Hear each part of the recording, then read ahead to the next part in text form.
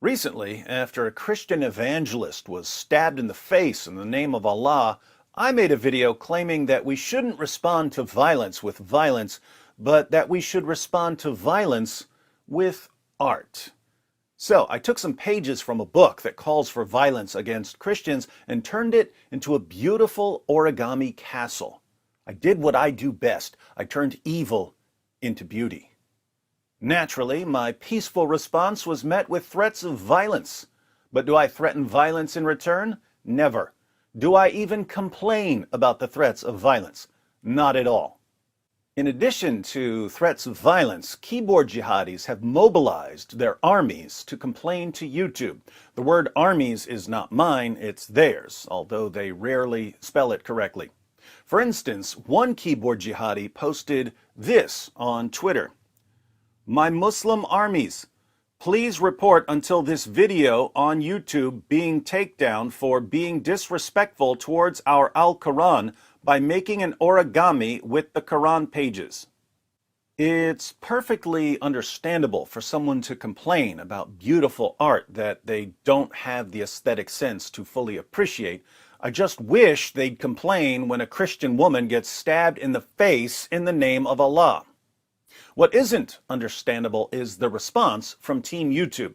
Team YouTube read this complaint and replied, "We're passing this along and handling all the next steps from here.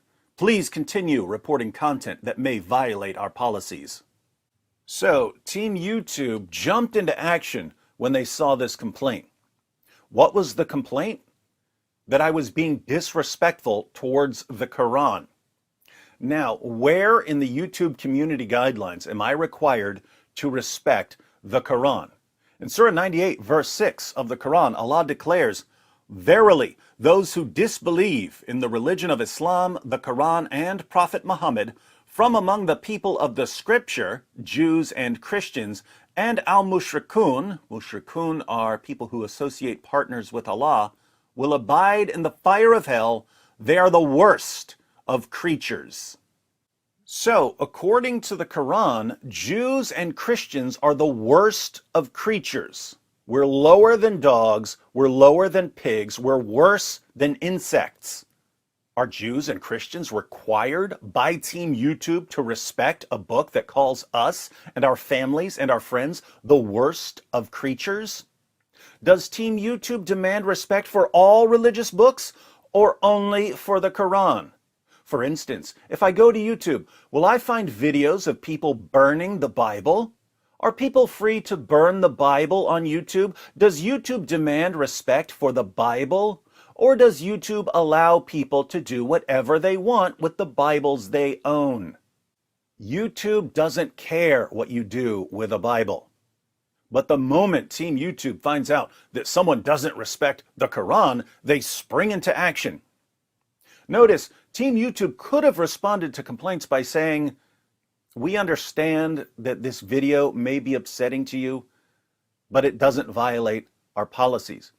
We try to stay out of these disputes, and it wouldn't be fair if we favored your religion over others.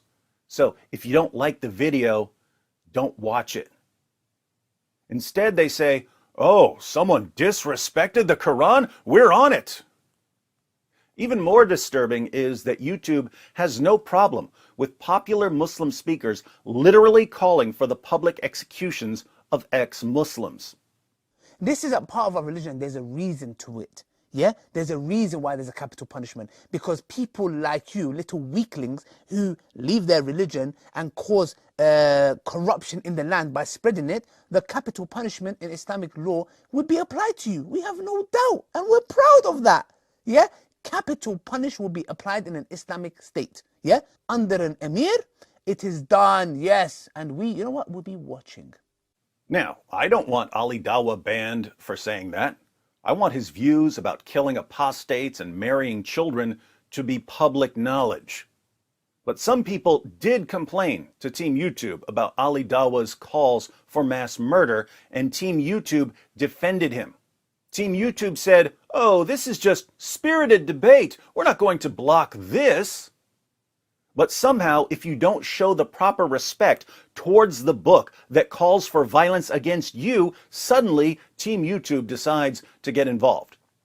So once again, there are the written community guidelines and there are the unwritten community guidelines. The written community guidelines don't say anything about respecting someone's book, but they do say that you're not allowed to call for violence against other people. Of course, Team YouTube will gladly give you a free pass for violating the written community guidelines as long as you're a member of their favorite religion. According to the unwritten community guidelines, we all have to respect a book that calls us the worst of creatures. We all have to respect a book that says, fight those who do not believe in Allah. We all have to respect a book that says, do not take the Jews and the Christians as friends, they are friends of each other. We all have to respect a book that commands men to beat their wives into submission and tells them that it's okay to rape their female captives. We have to respect it, or the speech police are coming for us. I hate to be the cherub of obviousness once again, but if YouTube not only deliberately blocks criticism of anti-Semitism and anti-Christian violence, but also demands that we respect anti-Semitism and anti-Christian violence, they're really promoting anti-Semitism and anti-Christian violence, aren't they?